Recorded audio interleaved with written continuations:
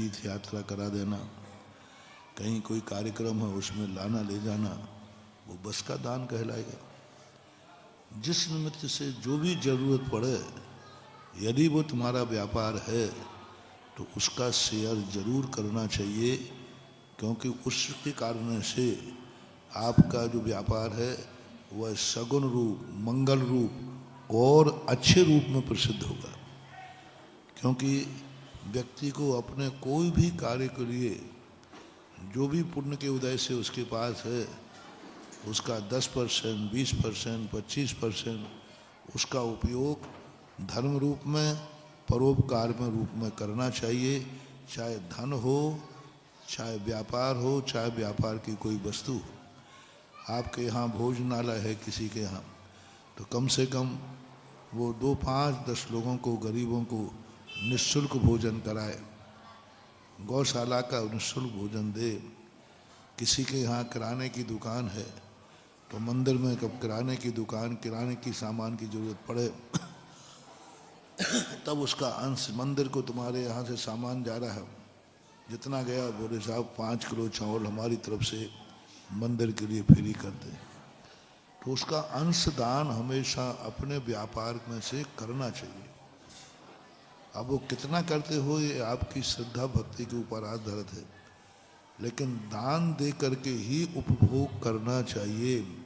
चाहे भोजन हो, चाहे धन हो, चाहे गाड़ी हो, कोई भी चीज का उपभोग करने के, अभी आज ही सुबह देख रहा था, रेणसार के अंदर आया, जो मुनियों को भोजन देने के बाद जो बचा हुआ भोजन, शेष भोजन, जूठा नहीं, जो तुम्हारे घर में जो आपने बनाया है ना, तो जो महाराज को देने के बाद जो शेष बचा, उस भोजन को करने वाले लोग इतना पुण्यवान देते हैं कि परंपरा से एक दिन मोक्ष को प्राप्त कर लेते हैं।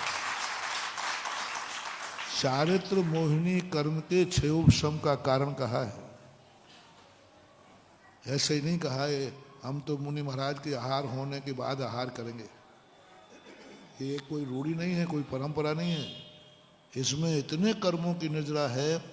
चारित्र मोहिनी कर्म का 6 उपशम बनता है, जिनका ये नियम है कि हम महाराजों के अबेला टाल के करेंगे, नगर में महाराज हैं तो उनके आहार होने के बाद ही करेंगे। अब जो बाद में आहार कर रहे हैं उनके चारित्र मोहिनी कर्म का 6 उपशम है। आहार के बाद महाराज के जो शेष भोजन है वह हम सब लोग करेंगे, चारित्र मोहिनी कर्म का 6 उपशम बढ़ता है। ऐसे उसमें चलना, धन दौलत में सब में चलना। हम बिना धन में कुछ दान दिए बिना उस धन को तिजोरी में नहीं रखेंगे, बैंक में जमा नहीं करेंगे। शाम को जो भी धन आएगा, जैसे आपके हाथ में आए, आते ही उसका कोई ना कोई अंश दान में बोल करके फिर उसको आप अपने बैंक में जमा कीजिए। प्रतिदिन कर सकते हैं, प्रतिदिन घोषणा कर सकते हैं। एक हमें बहुत पुराना 100-150 साल पहले बही खाता मिला था सांगानेर के अंदर।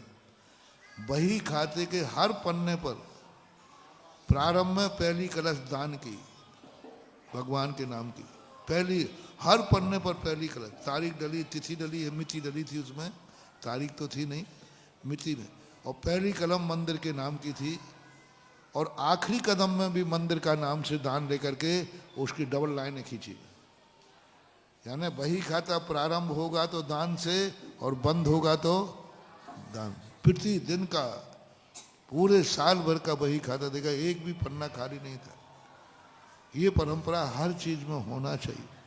व्यापार आप कर रहे हैं तो व्यापार के लिए पहले घोषणा करना चाहिए, हम इतना सामान प्रतिदिन कोई ना कोई रूप में दान देंगे।